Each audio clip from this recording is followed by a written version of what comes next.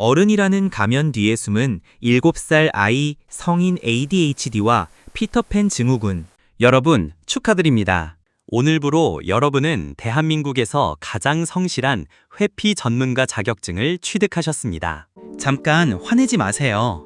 끝까지 들어보시면 알겠지만 이건 모욕이 아니라 위로입니다. 생각해보세요.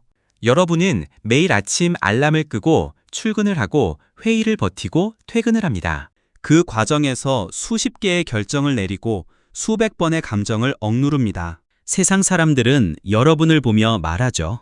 저 사람 참 괜찮은 어른이네. 그런데 여러분만 알고 있습니다. 집 문을 닫는 순간 신발을 벗는 그 찰나에 여러분의 시계가 거꾸로 돌아간다는 걸요. 배는 고픈데 배달앱을 여는 게 귀찮아서 냉장고 앞에서 멍하니 서 있다가 결국 과자 한 봉지로 저녁을 때웁니다. 일주일째 쌓여있는 빨래 더미는 이미 하나의 예술작품이 됐고 은행 이체 하나를 못해서 연체료를 냈습니다. 친구가 다음 주에 뭐 해? 라고 물으면 왜인지 모를 불안감이 올라옵니다. 몸은 30대, 40대인데 마음은 여전히 7살입니다. 이상하지 않나요? 이상한 게 맞습니다. 그런데 더 이상한 건 이게 여러분만의 이야기가 아니라는 겁니다. 오늘 이 영상을 클릭한 여러분 중 상당수가 지금 이 순간 나 얘기하는 거 아니야? 하고 화면 앞에서 몸을 앞으로 숙였을 겁니다. 왜 이런 일이 벌어지는 걸까요? 왜 우리는 회사에서는 프레젠테이션을 완벽하게 해내면서 집에 돌아오면 설거지 하나를 못하는 인간이 되는 걸까요? 오늘 저는 심리학과 뇌과학이라는 두 개의 열쇠로 그 수수께끼를 풀어드리겠습니다. 그리고 이 이야기의 끝에 도달했을 때 여러분은 자신을 조금 더 이해하고 어쩌면 처음으로 자신을 용서하게 될지도 모릅니다. 준비되셨나요? 그럼 시작합니다. 뇌라는 무대 위에서 벌어지는 일. CEO가 출근을 안 합니다.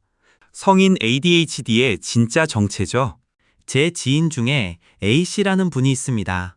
이분은 컨텐츠 기획자인데 회의 때마다 천재입니다. 진짜로요? 아이디어가 폭포처럼 쏟아지고 동료들은 입을 다물지 못합니다. 클라이언트는 그분이 발표할 때마다 역시를 연발하죠. 그런데 신기한 일이 있습니다. 그 천재적인 아이디어들을 담은 보고서 마지막 마침표를 찍는데 한 달이 걸립니다. 세금 납부 마감일은 3번 연속 놓쳤고 핸드폰 요금 연체는 이제 거의 원래 행사가 됐습니다. 주변 사람들은 말합니다. 능력이 있는데 왜 이래? 의지가 문제야. 정신 차려.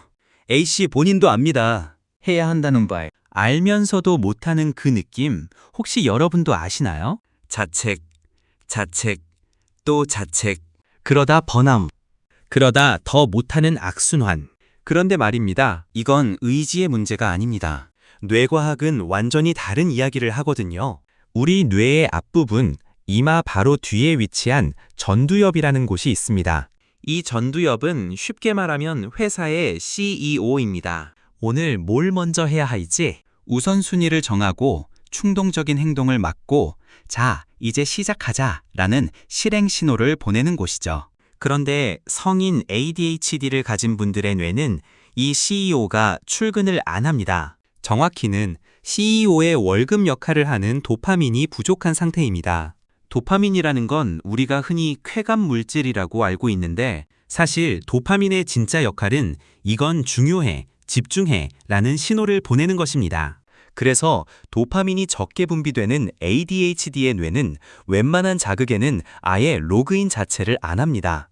지금 유튜브를 3시간씩 보면서도 보고서 한 장을 못 쓰는 이유, 게임은 새벽 2시까지 해도 지치지 않으면서 은행 앱 하나 켜는 게 산을 오르는 것처럼 느껴지는 이유 다 여기에 있습니다. 뇌가 이건 재밌어, 보상이 있어 라고 판단하면 도파민이 터지고 CEO가 출근합니다. 하지만 이건 의무야, 해야 해 라는 신호에는 뇌가 그냥 전원을 꺼버리는 거죠. 이걸 알고 나면 A씨가 그리고 어쩌면 여러분이 게으른 게 아니라는 걸 이해할 수 있습니다.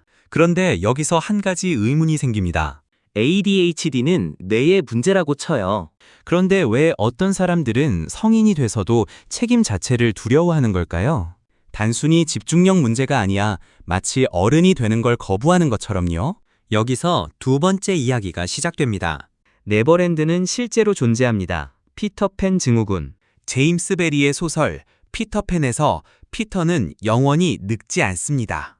네버랜드에서는 책임도 없고 결과도 없고 실패도 없죠. 심리학자 댄 카일리는 1983년에 이걸 어른들의 이야기로 가져옵니다. 몸은 어른이지만 심리적으로는 성장을 거부하는 상태, 이걸 피터팬 증후군이라고 이름 붙였습니다. 자, 잠깐 체크해 봅시다. 아래 항목 중 해당되는 게 있나요? 중요한 결정 앞에서 누군가 대신 정해주길 기다린 적이 있다. 내가 약속을 잡으면 지켜야 하니까 그냥 답장을 안 한 적이 있다. 승진이나 새로운 기회가 왔는데 설레기보다 도망치고 싶었다. 연인이 우리 앞으로 어떻게 할 거야? 라고 물으면 숨이 막힌다. 셋 이상이면 여러분 오늘 영상 제대로 찾아오신 겁니다. 피터팬 증후군은 단순히 철없는 것이 아닙니다. 이건 마음이 스스로를 보호하는 방식입니다. 심리학에서는 이걸 방어 기제라고 부르죠. 어른이 된다는 건 무엇을 의미할까요? 내가 내린 결정이 틀렸을 때 그 결과를 내가 고스란히 받아야 한다는 것. 사람들이 나를 보며 실망할 수 있다는 것. 그리고 그 실망이 사랑을 잃는 것처럼 느껴질 수 있다는 것. 어릴 때 이런 경험을 한 번이라도 강하게 겪은 아이들이 있습니다. 성적이 조금만 떨어져도 부모님의 표정이 싸늘해졌던 아이. 한 번의 실수에 넌 왜 항상 이래? 라는 말을 들었던 아이. 반대로 모든 걸 부모가 대신 해줘서 스스로 선택해본 경험이 없는 아이. 이 아이의 무의식 속에는 하나의 공식이 새겨집니다. 내가 결정하면 실패할 수 있고 실패하면 사랑받지 못한다. 그래서 무의식이 선택한 가장 안전한 전략은 결정 자체를 피하는 것입니다. 어른이 되지 않으면 결정을 안 해도 되니까요. 네버랜드에 머무르는 거죠. 여기까지 들으셨으면 이런 생각이 드실 겁니다. 그럼 내가 이렇게 된 건 부모님 때문인가요? 반은 맞고 반은 틀립니다. 그리고 그 반의 이야기가 이제 시작됩니다. 해마에 박힌 기억 트라우마와 뇌의 연결. 뇌 속에 해마라는 구조물이 있습니다. 바다에 사는 그 해마 모양을 닮아서 해마라고 부르는데 이 녀석의 역할은 기억을 저장하는 것입니다. 그런데 여기서 중요한 게 있어요. 해마는 모든 기억을 똑같이 저장하지 않습니다. 감정이 강렬할수록 더 깊이, 더 오래 저장합니다. 초등학교 2학년 때 성적표를 들고 집에 갔던 날을 기억하시나요? 그때 부모님의 표정, 그때 느꼈던 가슴 철렁함. 그 장면은 20년, 30년이 지나도 선명하죠. 반면 어제 뭘 먹었는지는 가물가물합니다. 이게 바로 감정 기억의 힘입니다. 심리학에서는 이 강렬한 감정 기억이 현재의 행동에 자동으로 영향을 미친다고 봅니다. 이걸 암묵적 기억이라고 해요. 내가 의식하지 못해도 뇌가 알아서 반응하는 거죠. 예를 들어 볼까요? 어릴 때 발표를 했다가 친구들이 비웃었던 경험이 있는 사람은 30살이 돼서 프레젠테이션을 앞두고 손발이 떨립니다. 머리는 이건 다른 상황이야 라고 알고 있어도 뇌 깊숙한 곳에서 경보가 울리는 거죠. 이 경보 장치의 이름은 편도체입니다. 편도체는 위험을 감지하는 뇌의 경비원인데 문제는 이 경비원이 아주 단순하다는 겁니다. 실제 위험과 느낌의 위험을 구별하지 못해요. 이 결정이 잘못되면 어떡하지? 편도체가 경보 발령, 몸이 긴장, 결정을 미룸, 안도감, 그리고 더 큰 불안. 이 사이클이 수백 번 반복되면서 어른의 몸 안에 7살 아이가 점점 더 단단하게 자리를 잡는 겁니다. 자, 그럼 이제 궁금해지시죠? 이게 내 성격과도 연결이 될까요? 나는 원래 이런 사람인 걸까요? 아니면 이렇게 된 걸까요? 여기서 MBTI 이야기를 안 할 수가 없습니다. 성격이라는 지도 위에서 길을 잃다. MBTI의 진짜 비밀. P와 J 사이에서 방황하는 당신. 저는 MBTI를 별자리 같은 걸로 취급하는 분들을 이해합니다. 에이, 그게 다 맞아요? 라고 하시는 분들도 이해하고요. 하지만 오늘은 MBTI를 점술이 아니라 인지 스타일의 지도로 봐주세요.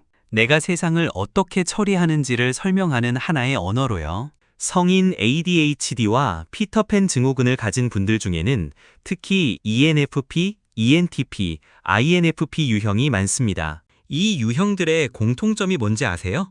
바로 직관, 이 주기능이라는 겁니다. MBTI 언어로는 NE, 외향 직관 또는 NI, 내향 직관이라고 하는데 쉽게 말하면 이 사람들의 뇌는 가능성을 탐색하는 모드로 기본 설정이 되어 있습니다. ENFP 분들 계시죠? 솔직히 말씀드릴게요. 이분들은 뇌가 기본적으로 멀티탭입니다. 여러 개의 생각이 동시에 돌아가고 아이디어가 아이디어를 낳고 대화 중에 갑자기 완전히 다른 흥미로운 주제로 점프합니다. 회의 시간에 그런데 이건 어때요? 가 10번 나오는 유형이죠. 이분들의 가장 큰 강점은 시작의 에너지입니다. 새로운 일을 시작할 때 누구보다 열정적이에요. 그런데 문제가 있어요. 마무리하는 기능, MBTI로 따지면 SI 내향 감각이나 TE 외향 사고, 이 기능이 상대적으로 약합니다. SI는 쉽게 말하면 이전에 했던 방식대로 꼼꼼하게 마무리하는 힘이고 TE는 효율적으로 실행하고 완성하는 힘입니다.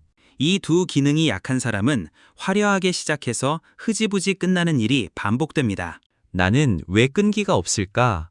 나는 왜 이렇게 게으를까? 아닙니다. 여러분은 발산의 천재입니다. 다만 수렴하는 근육을 아직 기르는 법을 배우지 못한 것뿐이에요. 그런데 여기서 반전이 하나 있습니다. INTJ나 ISTJ, 소위 계획형이라고 불리는 J 유형은 이런 문제가 없을까요? 전혀 그렇지 않습니다.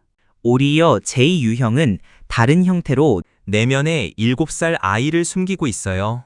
겉으로는 철저한 계획러이지만 사실 그 철저한 계획이 통제를 통한 불안 회피인 경우가 많습니다. 내가 완벽하게 준비하면 실패하지 않아. 실패하지 않으면 비난받지 않아. 이것도 역시 7살 아이의 전략입니다. 방식만 다를 뿐이죠. P든 J든 외향이든 내향이든 우리 안에는 모두 보호받고 싶은 아이가 있습니다. 그런데 이런 생각이 드시지 않나요? 그럼 나는 원래 타고난 건데 어떻게 할 수 있는 거야? 라고요. 할 수 있습니다. 뇌는 변합니다. 이걸 신경가소성이라고 하는데 이제 진짜 핵심으로 들어가겠습니다. 결정장애의 뇌과학. 왜 점심 메뉴 하나가 그렇게 힘들까? 자, 퀴즈 하나 드릴게요. 오늘 점심 뭐 드셨나요? 혹시 뭐 먹지? 라고 고민하다가 결국 어제 먹은 것과 똑같은 걸 시키셨나요? 아니면 동료가 그냥 설렁탕 어때요? 라고 해줘서 아, 그래요? 라고 했나요?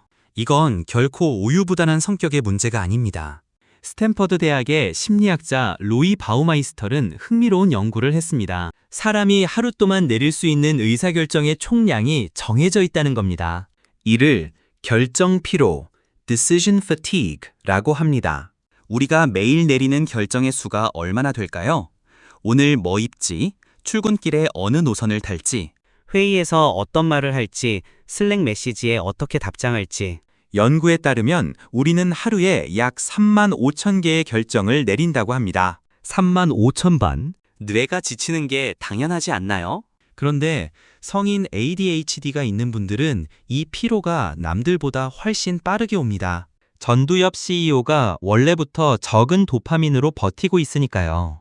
회사에서 이미 10,000개의 결정을 쥐어짜내고 퇴근한 뇌에게 오늘 저녁 뭐 먹을래? 배달 앱 한번 봐봐 라고 하면 뇌가 그냥 멈춥니다. 앱을 켜는 것 자체가 산을 오르는 일처럼 느껴지는 거예요. 이건 의지의 부재가 아니라 뇌의 자원의 고갈입니다. 오바마 전 대통령이 왜 항상 같은 색 슈트만 입었는지 아세요? 그는 말했습니다. 나는 이미 하루에 수백 가지 중요한 결정을 내려야 한다. 옷 고르는데 뇌를 낭비하고 싶지 않다. 라고요. 이게 바로 루틴의 힘입니다. 반복적인 결정을 자동화해서 뇌의 에너지를 아끼는 것. 7살 마음을 가진 우리를 지키는 가장 현실적인 기술이에요. 월요일 점심은 무조건 비빔밥. 화요일은 국밥. 아침에 뭐 입을지는 일요일 저녁에 미리 꺼내놓기. 이게 별거 아닌 것 같아도 뇌에게는 엄청난 선물입니다. 자, 이쯤 되면 궁금하실 겁니다. 그래서 어떻게 하면 7살 마음에서 벗어날 수 있는 건가요? 방법이 있긴 한 건가요? 있습니다. 그것도 여러분이 내일 당장 시작할 수 있는 방법들이요. 하지만 그 전에 한 가지를 먼저 해야 합니다. 아이를 안아주는 어른이 되다. 도파민 간식 뇌를 다시 켜는 가장 쉬운 방법. 자, 이제 뇌과학적으로 실제로 효과가 있는 이야기를 해드리겠습니다. ADHD 뇌의 가장 큰 적은 큰 목표입니다. 이번 달 안에 보고서 다 써야지. 올해는 꼭 운동 습관을 만들어야지. 언젠간 창업을 해야지.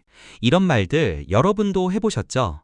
그리고 결과가 어떻게 됐나요? 뇌가 이 목표를 들으면 도파민이 나오는 게 아니라 오히려 압도감이 옵니다. 목표가 너무 크고 보상이 너무 멀면 뇌는 그냥 포기를 선택합니다. 이건 나약함이 아니라 뇌의 생존 전략입니다. 그래서 필요한 게 바로 도파민 간식, 영어로는 마이크로 어치브먼트, 마이크로 성취입니다. 실제 사례를 들어볼까요? 제가 아는 지인 중에 B씨라는 분이 계십니다. 이분은 퇴근하고 집에 오면 아무것도 못하는 자신이 싫었어요. 설거지가 쌓여도 이메일이 30개가 와도 그냥 소파에 누워서 유튜브만 봤대요. 그러다가 저한테 방법을 물어봤고 제가 이걸 알려드렸습니다. 딱 하나만 하세요. 접시 하나만요. 설거지를 다 하는 게 아니라 접시 딱 하나만. 이메일을 다 처리하는 게 아니라 제목 하나만 읽기. 운동을 하는 게 아니라 운동복으로 갈아입기만 하기. 처음에 B씨는 이게 무슨 의미가 있어요? 라고 했습니다. 그런데 한 달 후에 연락이 왔어요. 접시 하나씩 다가 어느새 다 씻고 있었어요. 이게 바로 도파민의 마법입니다. 아주 작은 행동을 완료하는 순간 뇌에서 도파민이 분비됩니다. 그 도파민이 다음 행동을 시작하는 에너지가 되는 거예요. 이걸 심리학에서는 자이가르닉 효과의 역방향 활용이라고 합니다. 한번 시작한 일을 완성하려는 뇌의 욕구를 이용하는 거죠. 여기서 자이가르닉 효과가 뭔지 궁금하시죠? 아주 쉽게 알려드릴게요. 혹시 드라마를 보다가 가장 중요한 순간에 다음 이 시간에 라는 자막이 나와서 밤잠을 설치신 적 있나요? 아니면 시험 공부를 할 때 다 마친 문제보다 틀리거나 못 푼 문제가 자꾸 머릿속을 맴돌았던 경험은요? 이처럼 우리 뇌가 끝난 일보다 끝내지 못한 일을 더 생생하게 기억하는 현상을 심리학에서는 자이가르닉 효과, 자이가르닉 이펙트라고 부릅니다. 우리는 이와 반대로 도파민을 활용하여 자이가르닉 효과의 역방향으로 가는 겁니다. 중요한 건 시작의 장벽을 최대한 낮추는 것입니다. 보고서를 쓰는 게 아니라 제목 한 줄만 쓰기. 그 제목 한 줄을 쓰고 나서 잘했어 라고 말하기. 이 잘했어 한마디가 뇌에게 도파민 신호를 보냅니다.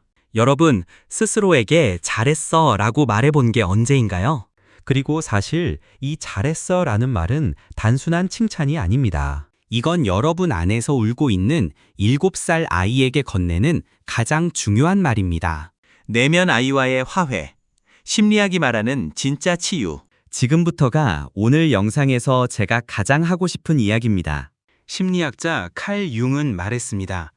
우리 안에는 내면 아이 이너 차일드가 있다고요. 어릴 때 충분히 돌봄받지 못한 감정들, 억눌린 욕구들, 수치심과 공포가 어른이 된 지금도 우리 행동을 지배하고 있다고요. 여러분이 책임을 두려워하는 건 게으른 게 아닙니다. 여러분이 마무리를 못하는 건 의지가 없는 게 아닙니다. 여러분이 도망치고 싶은 건 나쁜 사람이어서가 아닙니다. 그건 어릴 때 단 한 번도 실패해도 괜찮다는 말을 들어본 적 없는 아이가 지금도 그 두려움 속에 살고 있기 때문입니다. 실제로 마음챙김 마인드풀니스 연구에서 흥미로운 결과가 나왔습니다. 하버드 대학의 연구에 따르면 하루에 10분씩 8주간 마음챙김 명상을 실천한 그룹에서 편도체의 크기가 실제로 줄어들었습니다. 기억하시죠? 편도체는 위험 경보 장치입니다. 이 경보 장치가 작아진다는 건 두려움에 덜 반응하게 된다는 뜻입니다. 뇌가 변하는 거예요. 생물학적으로는요. 그럼 어떻게 내면의 아이와 화해할 수 있을까요? 방법 하나를 알려드릴게요. 아주 단순하지만 처음 해보시면 생각보다 감동적입니다. 오늘 밤 자기 전에 눈을 감고 어릴 때의 자신을 떠올려 보세요. 한 7살, 8살쯤의 모습으로요. 그 아이 옆에 지금의 내가 앉아서 이렇게 말해주세요. 많이 무섭지? 근데 괜찮아. 실패해도 나는 너 사랑해. 이게 뭔가 쑥스럽고 유치하게 느껴질 수 있어요. 근데 해보시면 압니다. 왜 이 짧은 문장 하나에 눈물이 나는지를. 그 눈물은 평생 듣고 싶었지만 아무도 해주지 않았던 말을 드디어 자기 자신이 해줬기 때문입니다. 내면 아이를 치유하는 건 거창한 심리 치료가 아니어도 됩니다. 거창하지 않아도 됩니다. 지금 이 순간 자신에게 조금 더 친절해지는 것. 그것이 시작입니다. 자, 이제 마지막 장입니다. 가장 중요한 이야기를 드릴게요. 책임은 속박이 아니다. 핸들을 잡는 용기. 여러분에게 물어보고 싶습니다. 지금까지 살면서 가장 자유로웠던 순간이 언제인가요? 어릴 때요? 아무 책임 없이 그냥 놀던 그 시절? 흥미롭게도 많은 심리학 연구들은 다른 답을 내놓습니다. 사람들이 가장 자유롭다고 느끼는 순간은 놀랍게도 자신이 무언가를 선택하고 그 결과를 받아들이는 순간이라고요. 왜냐하면 그 순간만큼은 내 삶이 내 것이라는 걸 느끼기 때문입니다. 어린아이일 때 우리는 선택권이 없습니다. 어느 학교를 갈지, 뭘 먹을지, 어디서 살지 다 부모님이 정합니다. 그게 당연하고 그게 안전하죠. 아이는 그 안에서 보호받습니다. 하지만 어른이 된다는 건 내 삶의 핸들을 내가 잡는 것입니다. 사고가 날 수도 있습니다. 길을 잘못 들 수도 있어요. 핸들을 잡다가 긁힐 수도 있자. 하지만 여러분이 가고 싶은 곳으로 갈 수 있는 유일한 방법은 직접 핸들을 잡는 것뿐입니다. 남이 운전해주는 차는 편하지만 내가 원하는 곳에 데려다 주지는 않습니다. 여러분이 지금 7살 마음에 머물러 있는 건 어쩌면 사고가 날까봐 핸들을 잡기 싫어서일 수 있습니다. 이해 언니가 핸들이 무겁다는 걸 압니다. 처음 잡는 핸들은 무서운 게 당연합니다. 하지만 여기 한 가지 사실을 알려드릴게요. 여러분의 뇌는 여러분이 생각하는 것보다 훨씬 강합니다. ADHD의 창의성, 피터팬의 순수한 열정과 감수성, 그 예민함으로 세상을 바라보는 시선, 이게 다 여러분만의 무기입니다. 이걸 무기로 만드는 건 자신을 혐오하는 게 아니라 이해하는 것에서 시작합니다.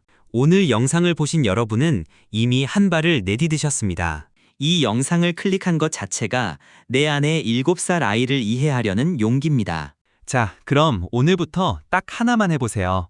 자신에게 잘했어 라고 말해주는 것. 보고서를 완성 못해도 괜찮습니다. 오늘 빨래를 또 밀어도 괜찮아요. 그냥 오늘 하루 버텼다면 그걸로도 잘했어입니다. 그 한마디가 7살 아이를 조금씩 어른으로 자라게 해줄 겁니다. 오늘 우리가 함께한 여정을 잠깐 돌아볼게요. 우리는 완벽한 어른의 가면 뒤에 숨어 있던 7살 아이를 발견했습니다. 그 아이가 왜 거기 숨어 있는지를 뇌과학과 심리학으로 이해했고, 어떻게 하면 그 아이를 안아줄 수 있는지를 살펴봤습니다. ADHD는 의지의 부재가 아닙니다. 피터팬 증후군은 나태함이 아닙니다. 결정장애는 우유부단함이 아닙니다. 이 모든 것들은 우리 뇌와 마음이 살아남기 위해 선택한 최선의 전략이었습니다. 이제 그 전략이 더 이상 필요 없다는 걸 뇌에게 알려줄 시간입니다. 아주 천천히, 아주 조금씩, 접시 하나만 씻고, 제목 한 줄만 쓰고, 자기 전에 잘했어 한마디 하고, 그렇게 하루하루 7살 아이는 조금씩 자라납니다. 핸들을 잡는 손이 조금씩 단단해집니다. 그리고 어느 날 여러분도 모르는 사이에 거울 속에 진짜 어른이 서 있을 겁니다. 두렵지 않은 어른이 아니라 두려워도 핸들을 잡는 어른으로요. 오늘도 끝까지 함께 해주셔서 감사합니다. 이 이야기가 마음에 드셨다면 좋아요와 구독으로 응원해주세요. 다음 영상에서는 조금 더 아프지만 꼭 필요한 이야기를 들고 오겠습니다. 저는 도파민 연구소의 도파였습니다. 오늘도 자신에게 친절하세요.